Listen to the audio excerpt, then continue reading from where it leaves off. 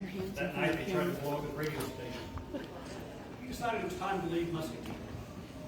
So we went to Laredo, Texas, opened up Cancer Hospital number 2. But he still ran the first one by proxy. He bought what was called a border blaster, an unregulated radio station just across the border in Mexico. He took over that microphone at nighttime. You could hear him in Alaska, pushing that much power. Finally, he decided to come back here.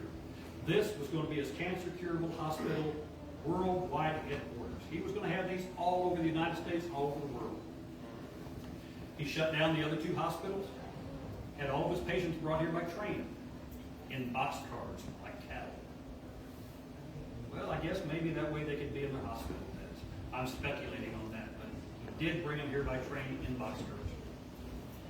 Well, one of the things he did here is he painted all the rooms purple because he loved the color purple. He thought it was a powerful color. So all the rooms were purple. Check out the chimneys outside. They're still purple.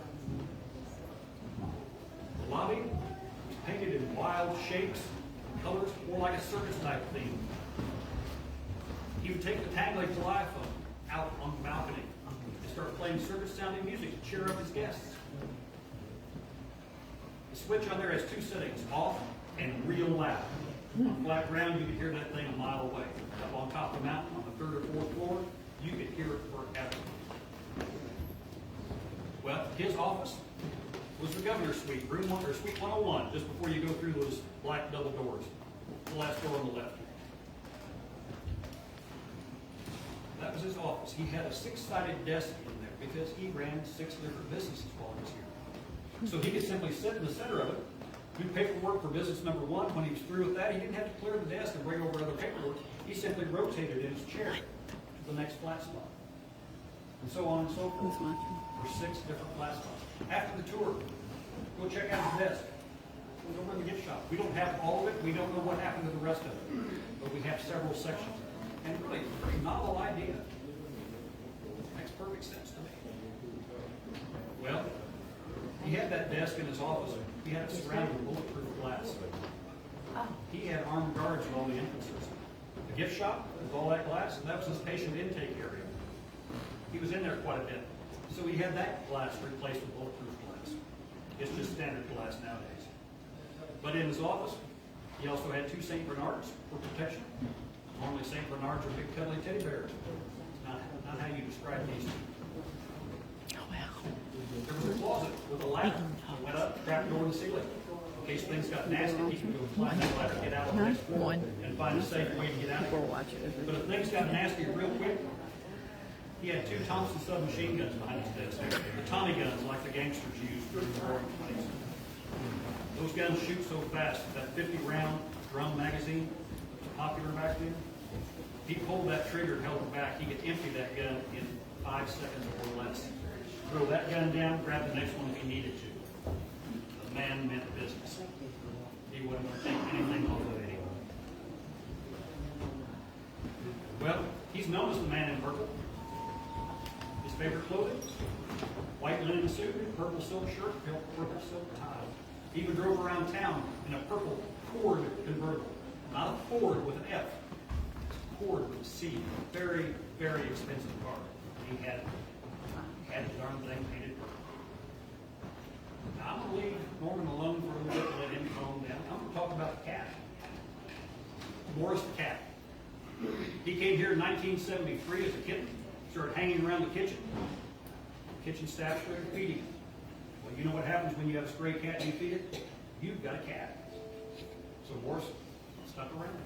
Everybody fell in love with him. But they had to keep Morris's existence quiet. Couldn't let the general manager know about it. You can't have animals where you're preparing food for the public. You have health laws. So they kept his existence quiet. Well, one day Jack kind of stumbled across him. Everybody thought, uh-oh, the cat's got to go. But Jack realized everybody loved Morris. And he said, he's not a bad cat. You can keep him. Jack, the general manager of the Crescent Hotel, gave Morris the title of the unofficial general manager of the Crescent Hotel. He had free run of this whole hotel. There's even stories that people He said, yeah, he slept with us at night, curled up on our bed. They put in a little, for lack of a better phrase, doggy door on the French doors on the back side of this fireplace. So Morris could go out and do his business when he wanted to, come back in when he wanted to. Morris died in 1994, age 21, died of old age. Everybody was heartbroken. They decided to have a funeral for him. Jack had a rosewood coffin made for the cat.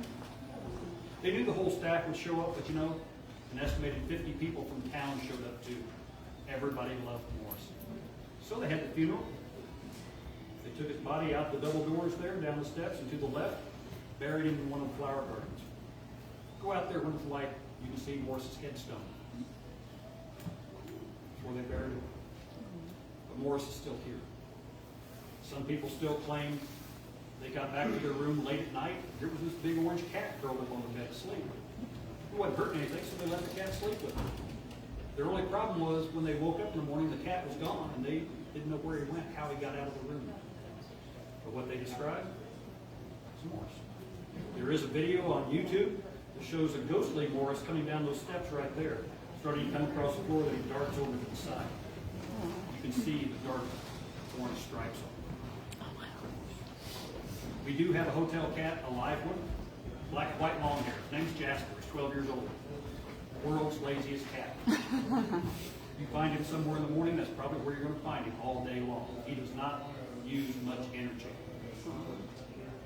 Cold nights, you can find him underneath this table here in front of the fireplace. But he does have his own blanket, or own chair with a monogram blanket. I say he's lazy. He won't use that little doggy door. Instead, he will stand by the front of the back door and simply wait for somebody to open the door for him like he's royalty. Same way when he wants to come back in. One of the desk clerks said, yeah, he was up on the second floor a few days ago. Somebody must have carried him, because he's not going to spend that much energy to walk up there. I'm not a cat person. I'll tell you what, Jasper's not bad. He's okay in my room. Now, when you stay at the Crescent, you're free to wander around, take pictures any place you want to go. The only time you get to see the morgue is when you're on the tour. Let's go see that morgue. We're going to go out. Ready? Yep.